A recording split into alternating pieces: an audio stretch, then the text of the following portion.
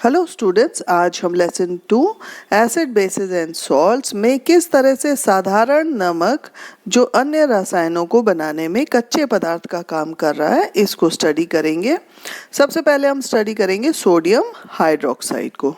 अब sodium hydroxide को बनाने के लिए सोडियम क्लोराइड और वाटर दोनों को एक साथ हम कहते हैं ब्राइन। इसका जब हम इलेक्ट्रोलिसिस या विद्युत अपघटन करते हैं तो हमें मिलता है सोडियम हाइड्रोक्साइड, क्लोरीन और हाइड्रोजन गैस। ये जो सोडियम हाइड्रोक्साइड जो एक एल्कली है और क्लोरीन, तो ये दोनों प्रोडक्ट्स हमें मिल रहे हैं, तो हम इस रिएक्शन को क्या कह रहे हैं? क्लोर क्षार प्रक्रिया या क्लोर एल्कली प्रोसेस। अब फर्स्ट हमें मिला है इसमें सोडियम हाइड्रोक्साइड। सोडियम हाइड्रोक्साइड हमें मिल रहा है कैथोड के ऊपर। अब इस सोडियम हाइड्रोक्साइड की क्या क्या यूजेस है? ये धातुओं से ग्रीस को हटाने के काम में, हाँ, साबुन और डिटर्जेंट्स इसको बनाने के काम में, पेपर मेकिंग में और आर्टिफिशियल फाइबर्स बनाने के काम में इसका इस्तेमाल होता है। सेकेंड है हमारा क्लोरीन, जो कि हमें एनोड पर मिल रहा है। अब क्लोरीन क्या एज अ डिसइंफेक्टेंट, हाँ, वाटर को, पानी को स्वच्छ बनाने के काम में आता है। इसके साथ साथ पीवीसी, पॉलीविनाइल क्लोराइड और क्लोरोफ्लोरोकार्बन बनाने में भी इसका इस्तेमाल किया जाता है। इसके साथ साथ क्लोरीन जो है वो एक कीटनाशक या पेस्टिसाइड के रूप में भी यूज की जाती है। थर्ड हमारा है हाइड्रोजन, जो हमें कैथोड पर मिल रहा है। अब हाइड्रोजन के क्या क्या यूजेस हैं? ये फ्यूल या ईंधन के रूप में इसका इस्तेमाल हो सकता है, मार्गरेन के रूप में, और फर्टिलाइजर्स बनाने में जो अमोनिया यूज होती है उस अमोनिया को बनाने में हाइड्रोजन जो है इस्तेमाल की जाती है। तो इनडायरेक्टली हाइड्रोजन यूज हो रही है फर्टिलाइजर्स बनाने के काम में। इसके बाद नेक्स्ट हमारा जो सब्सटेंस है that is bleaching powder, CaOCl2। इसको हिंदी में हम क्या कह रहे हैं? विरंजक चूर्ण। अब कैल्शियम ऑक्सीक्लोराइड, इसको बनाने के लिए जैसे कि हम देख रहे हैं कि क्लोरीन हमारे फर्स्ट रिएक्शन से हमें मिली। इस क्लोरीन को जब हम कैल्शियम हाइड्रोक्साइड के साथ ट्रीट करते हैं तो हमें कैल्शियम ऑक्सीक्लोराइड या ब्लीचिंग पाउडर प्राप्त होता है। अब इस ब्लीचिंग पाउडर के क्या क्या यूजेस हैं? जनरली ये कॉटन और लिनन, सूती और लिनन कपड़ों को विरंजन या ब्लीच करने में टेक्सटाइल इंडस्ट्रीज में यूज होता है।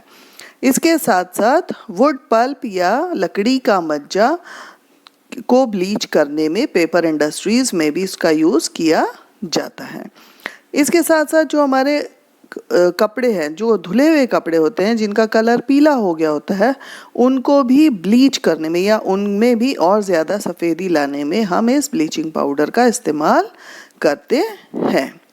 इसके साथ साथ ये एक ऑक्सीडाइजिंग एजेंट है ना, ऑक्सीडाइजिंग एजेंट या उपचायक के रूप में भी इसका हम इस्तेमाल करते हैं। उपचायक मीन्स कि ये जनरली ऑक्सीजन प्रोवाइड करता है।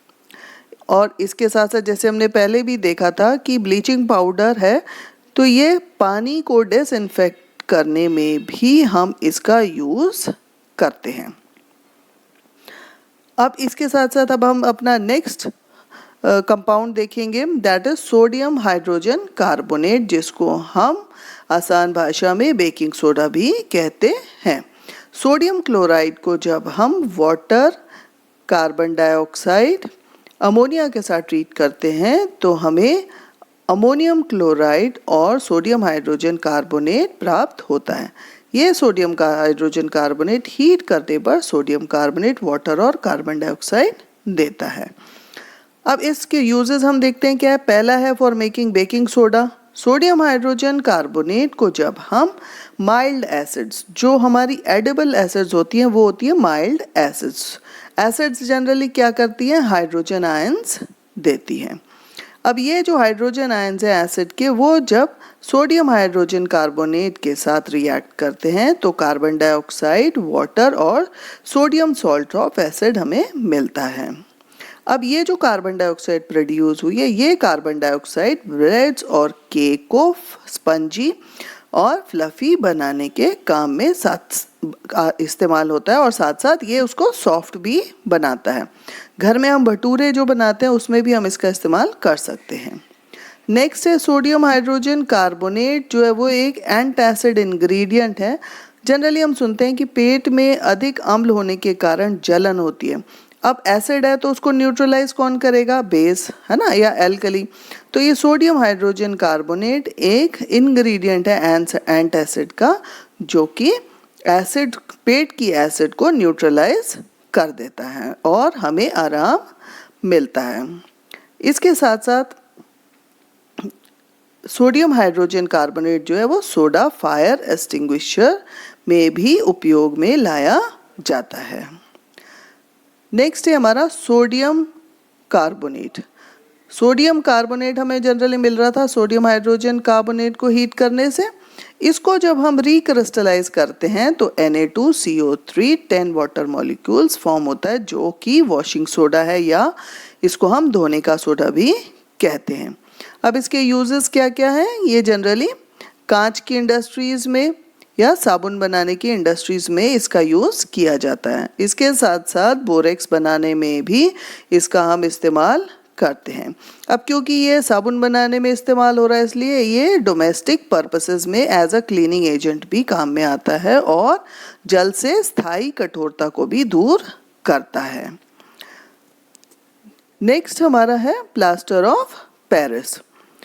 अब प्लास्टर ऑफ पेरिस है CaSO4 हाफ वाटर मॉलिक्यूल। इसको जब हम 1.5 वाटर मॉलिक्यूल के साथ रिएक्ट करेंगे तो दोनों मिलकर क्या बनाएंगे? CaSO4 2H2O, जिसको हम कह रहे हैं जिप्सम, जो कि एक हार्ड मटेरियल है। तो calcium sulphate hemihydrate 1.5 water molecule के साथ रिएक्ट करके जिप्सम फॉर्म करता है। अब यूजेस क्या क्या हैं इसके? ये खिलौने बनाने के काम में इसका यूज़ होता है। इसके साथ साथ हम देखते हैं कि जब कोई भी हड्डी टूट जाती है, जो फ्रैक्चर्ड बोन्स होती हैं, उस पे डॉक्टर जो प्लास्टर लगाते हैं वो यही प्लास्टर ऑफ पेरिस होता है।